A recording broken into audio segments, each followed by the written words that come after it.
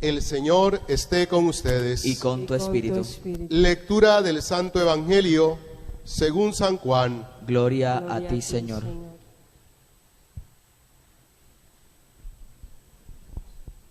En aquel tiempo Jesús gritó diciendo: El que cree en mí no cree en mí, sino en el que me ha enviado.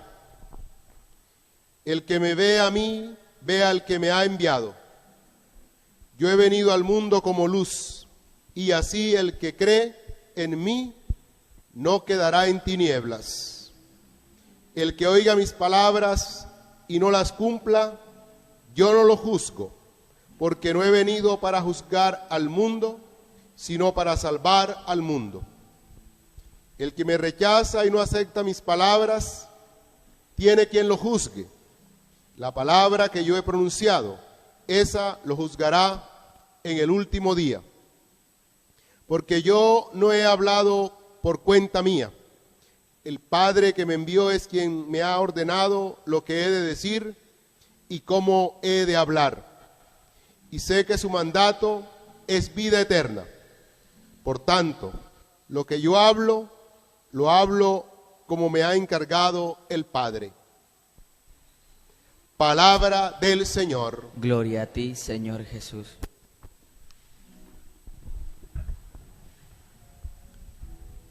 Continuamos este camino de la Pascua, que supone todo un éxodo, después de ese paso por la vida de cada uno de nosotros.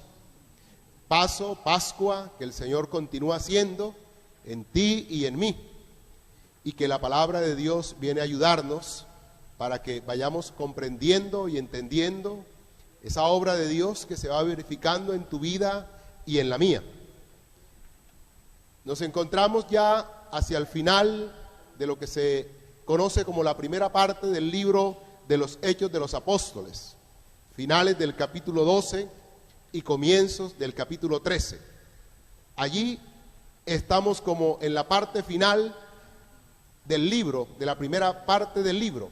Comenzará una segunda parte dedicada de manera exclusiva a la figura de Pablo y a sus viajes misioneros.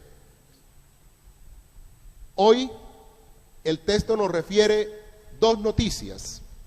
La primera, la palabra de Dios iba creciendo y se multiplicaba. Esa es la primera noticia. Y la segunda, cuando cumplieron el servicio, Bernabé y Saulo volvieron a Jerusalén, llevándose con ellos a Juan, por sobrenombre Marcos. Como vemos, la palabra de Dios dice que iba creciendo y se multiplicaba. Es decir, la palabra se difundía y encontraba acogida. Podríamos hablar de un éxito evangelizador, en el cual la palabra se anuncia y se va acogiendo por los que la van escuchando. Históricamente debió pasar algo, que la iglesia gozó de una paz, porque salió como del espectro del interés de las autoridades romanas que perseguían a la iglesia, a los primeros cristianos, y también de las autoridades judías. Entonces, aquel escenario, ya sin persecuciones, que va a durar muy poco, pero un escenario en el que cesaron las persecuciones, va a ser favorable para que la palabra cunda, se predique y llegue al corazón de muchos hermanos. Esa es la primera noticia. Y la segunda noticia, que es bien interesante, es que estos ministros, que son Bernabé y que son Pablo, después de que volvieron a Jerusalén, regresan a sus comunidades y llevan consigo a Juan Marcos. Y es interesante esta parte porque el equipo de misioneros se amplía y que así como crece la iglesia y crece el anuncio, también crece el compromiso de la iglesia. El testimonio de la iglesia se va reafirmando, se va confirmando. La iglesia de Jerusalén se siente comprometida no solo con Pablo y con Bernabé, sino con el trabajo misionero que ellos realizan. Y ese signo de añadir uno más al equipo misionero es que se necesita alguien más, se necesita una mano más, se necesitan unos pies más, se necesita una voz más para el anuncio. Pues bien, le dan a Juan Marcos. Luego continúa diciendo nuestro texto que en la iglesia de Antioquía había profetas y maestros: Bernabé, Simeón, llamado Níger, Lucio el de Cirene, Manaén, hermano de leche del tetrarca Herodes, y Saulo. Este dato es bien interesante porque nos presenta una iglesia carismática y que gracias a estos carismas surgen los ministerios. Y no solo es una iglesia carismática, sino que es una iglesia pluricultural. De los nombres podemos deducir aquí por lo menos 3 procedencias de este grupo de 5 que menciona: judíos, romanos, griegos. Los de nombre judío, por ejemplo, Bernabé, Simeón. Los de nombre griego, por ejemplo, aparece Manaén. Saulo mismo es un nombre griego. Y de nombre romano, Lucio. Como ven ustedes, se trata de una iglesia conformada por distintos grupos y distintas vertientes, maneras de ver la vida. Es diverso, es un grupo diverso: romanos, griegos, judíos. Pero ahí se muestra el Señor suscitando no solo carismas, sino que a partir de estos carismas, ministerios. Había, dice, profetas y maestros. Un día que estaban celebrando el culto al Señor y ayunaban, dijo el Espíritu Santo: apártenme a Bernabé y a Saulo para la obra que los he llamado. El protagonista de la escena y de todo el libro de los Hechos de los Apóstoles es el Espíritu Santo, como sigue siéndolo hoy. El Espíritu Santo es el que guía y acompaña a la iglesia. El Espíritu Santo es la gracia que Dios le concede a su pueblo para el discernimiento. Él le ha encomendado la misión, pero hacia dónde ir, con qué objetivos, con qué propósitos, esto no lo da una sola reflexión humana ni estrategias humanas. No, lo da el Espíritu Santo. Él es el que lo hace. Y escoge aquí a un equipo: apártenme a Bernabé y a Saulo para la obra que los he llamado. ¿Y cuál va a ser esa obra? El anuncio del evangelio entre los paganos. Allá tienen que ir. El Señor los había separado para eso. Entonces, después de ayunar y orar, les impusieron las manos y los enviaron. Bello dato, hermanos, este de imponer las manos. Cuando imponen las manos, significa que la comunidad está asumiendo con ellos un compromiso, que los envía a la misión, pero cuando le imponen las manos le están diciendo: no van solos, van en nuestro nombre y nosotros vamos con ustedes, llevan nuestro respaldo. Eso significa la imposición de las manos, ese compromiso que asume la comunidad de respaldar al grupo misionero en su obra evangelizadora. Y esto es muy, muy bueno y maravilloso. Con esta misión del Espíritu Santo, se cuenta aquí que se trata de la misión del Espíritu Santo, bajaron a Seleucia y allí zarparon por Chipre. Ya no hay territorio judío, es puro territorio pagano. Llegaron a Salamina, anunciaron la palabra de Dios en la sinagoga de los judíos. Muchos elementos que pudiéramos nosotros rescatar para nuestra vida. ¿Qué descubrimos en esta palabra? Primero, que las coyunturas históricas se pueden convertir en oportunidades para la evangelización. Pablo lo dirá más adelante en una de sus cartas: anunciar el evangelio a tiempo y a destiempo.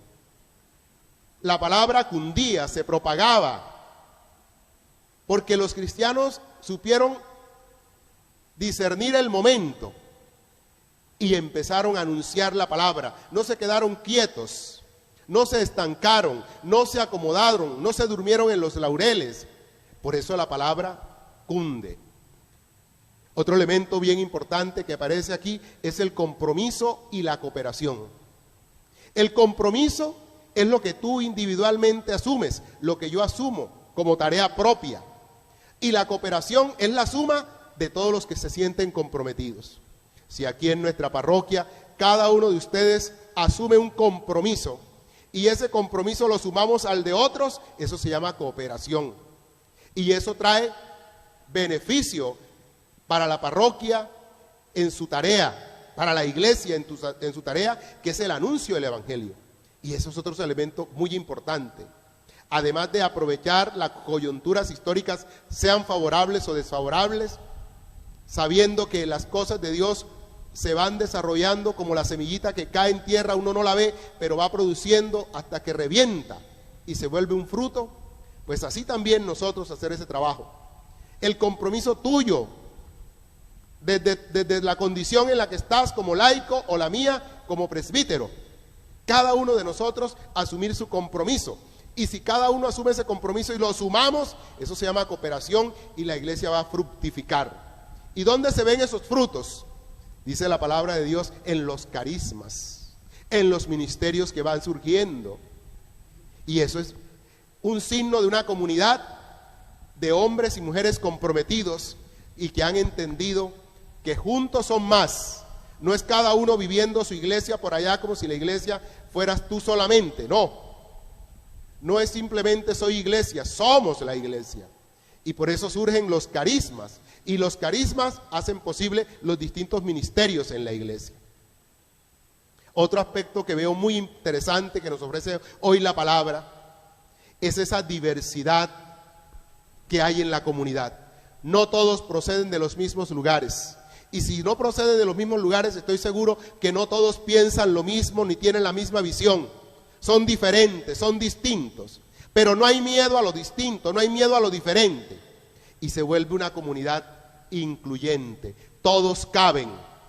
No hay solamente judíos de un lado y griegos de otro y romanos de otro, no, se integran.